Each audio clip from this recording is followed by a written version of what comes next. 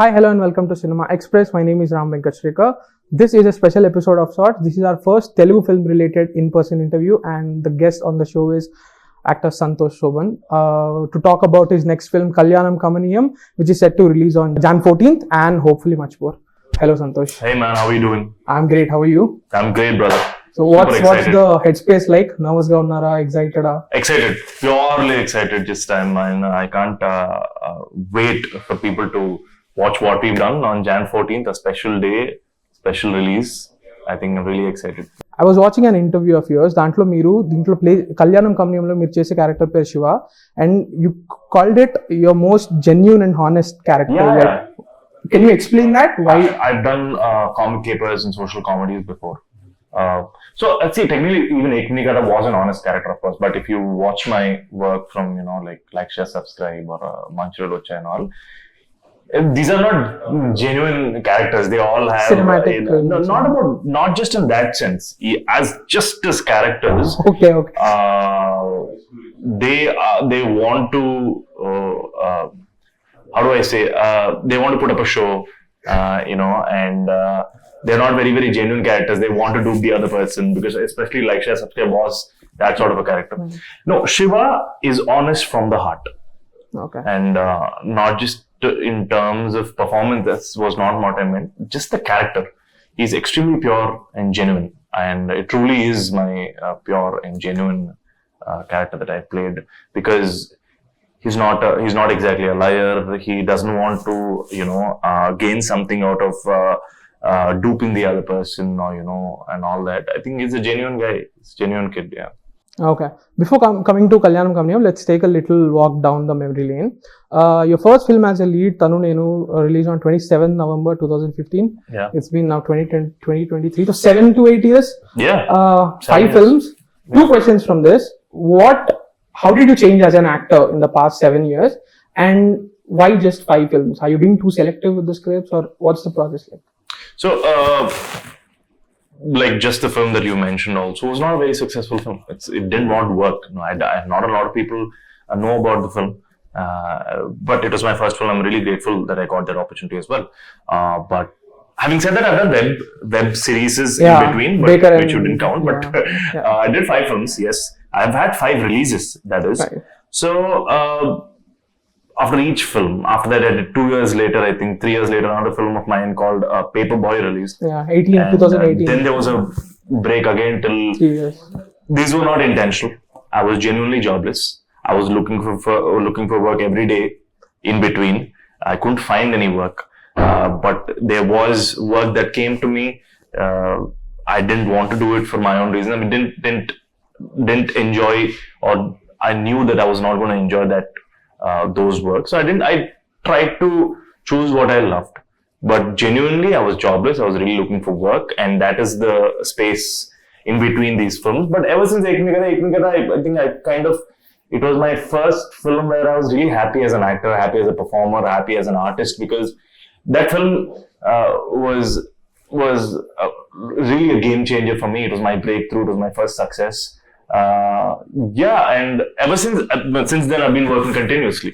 That's why 3 films out of those 5 came after that in the last 2 years, and there's more to come. This year is really, really exciting. You have 4 films, right? Prem Kumar, Sridevi Shobhan Babu, this one, and Animachi Sakunale. Yes, Animachi Sakunale is also going to come, I think, very soon. It's one of my most special films. Yes, all of them are on the way. Yeah. So how does it feel because this is something that I've seen in the interview, that one of your previous interviews is like, you spoke about the value of work. You spoke about how painful it was to just sit at home, just to be jobless. How does it feel personally? Does it feel like an achievement that there were days for years you were doing nothing and now you have 4 films lined up? How is it a personal achievement of sorts for you? It definitely is. I'm just filled with gratitude, man. Everything that I have right now, I'm extremely grateful for. I think I've worked. I won't take myself for granted. I've worked really hard to get here. I've gone through sleepless nights. I've gone from office to office looking for work. Interesting enough, even when I was jobless, I was not sitting at home. I was actually running around trying to get work, and so it was a tough knock.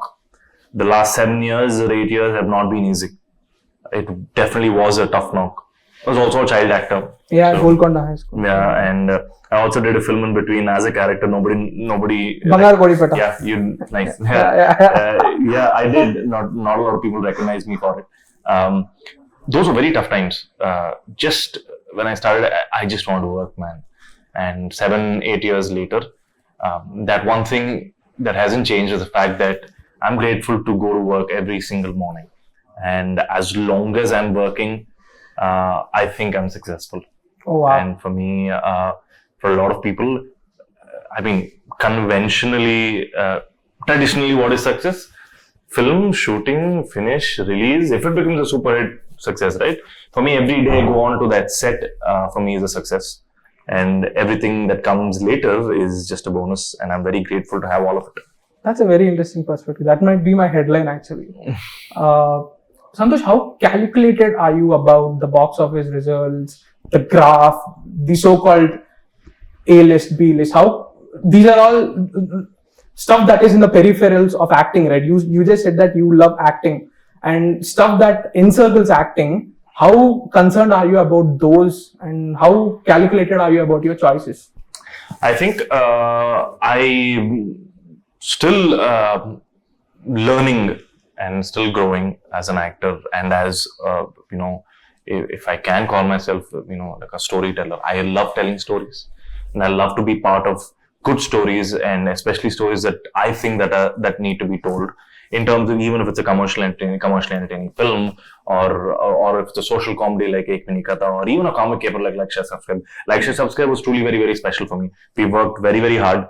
It was made with the sole intention of making people happier and lighter. Yeah. It didn't go our way. I totally understand it, but there's no regrets there. And we all learn. But you're right. I'm not. So yeah, probably because from where I come. Numbers and markets, it's not something I understand. You don't understand? I really don't. I can't wrap my head around it. I understand. I mean, I understand that it's very important. Oh, trust me, it's extremely important just to even sustain, just to be doing what I'm doing also. At the end of the day, it is a business. But I still believe that we have to redefine it each time. And for me, when I pick a film or when I am doing a film, for me, it truly... So I think at every point when we're making a film, something comes up for it to not happen. You go to one set, something's going to go wrong. But I think we just have to honestly work and make sure that we give our 100% to what we set out to do. If we made a film like Kalyanam Kamaneeyam is a film, it's an emotional drama. It's a very engaging drama, according to me. And we set out to make a film that had an importance for silences in between. Okay, silences the lines. Yeah, and we don't. So because I've done louder films before, this was a film that had to be told honestly. And I think we've 100% achieved in filming this honestly. That is my goal. How, to completely do justice to what you set out to do, for me is more important. That's how I approach my films. Okay. You actually have an interesting filmography that kind of reminds me of the space that Imran Khan operated in the early 2010s. These light, romantic comedies, relationship dramas. If you think about that, maybe you can see the parallels. Smaller films, lighter films, they are relationship dramas. They don't have, nobody's trying to save the world in your films, right? They are simple films. Ek Mini Katha was obviously a pretty brave choice. It's obviously my favorite film. I really like the fear that you sold in the second half of the film. Thank you so much, man. My favorite sequence has to be the one where that suicidal cousin is trying to commit suicide and you're trying to save him. You're like, koncham gap ivara, ippade kada kaha padanu. So that was a brave choice. Manchi Rojulu Vachai, I can understand that it's a Maruti film, his career. It might have been a safe bet, but a relationship drama at times when people are more inclined towards spectacles, the bigger films, do you think these films still have a pull? I'm not giving a negative connotation here. Do you think these films will still continue to draw people to theaters? Absolutely, man. Absolutely, because we don't have a button to feel emotional. we have films. I think there are films that will give you an adrenaline rush. There are films that give you a tremendous high. There are films that, you know, you are laughing out loud. But there are also films, according to me, most important films are those that make us feel things. It's a film that makes us feel things. And you can think about a greatest of commercial films as well. I mean, anything. The biggest tentpole films also depend on this one thing, that is emotion. And without emotion, a spectacle won't work. All the spectacles that we are talking about that worked had a great emotional depth, and they had a story to tell. That is more important. And this was that film. This was a very, very interesting film. For the longest time, for the longest time, all the stories that all the Telugu commercial love stories or commercial films, if it's a love story, they end with the wedding, the marriage, and Subham card Padipeti. That's the end card. Our film starts from there. Our film starts with a wedding and their life after. It happened before, you know, it happened very rarely. Like there are films like Alai Paide or all these films where the story started with the marriage. And of course, they go back and forth. But this is that zone film. It's a film that is honestly emotional. And that's where we're getting at. These characters are very, very important characters. Like, for example, I think Shruti is a working woman. She's running the house. She's doing everything. And Shiva is a guy who's down on his luck, doing his best to find a job and, and fend for the house and for them. But he's down on his luck. It is a very common thing in a relationship for each other to support. To support each other. And that is very relatable. See, there are films that are aspirational and relatable. They're two different films. But there are also films where there are also aspiration films where there are relatable qualities to a character. Those are blockbusters, according to me. And so this is not an aspirational film. This is a relatable film.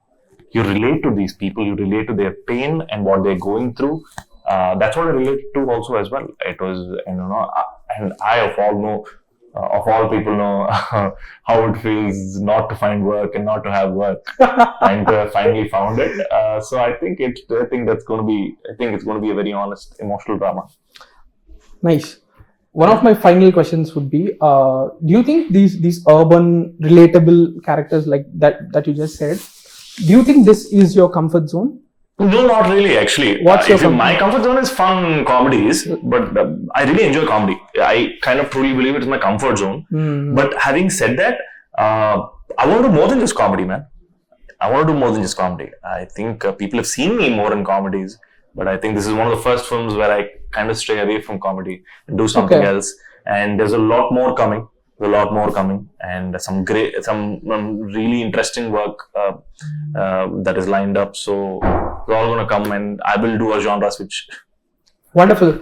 Looking forward to Kalyanam Kamaneeyam and that genre switch. Thank you very much for your time. Thank you so much. All the best for the film. All the best to you too. Thank you so much.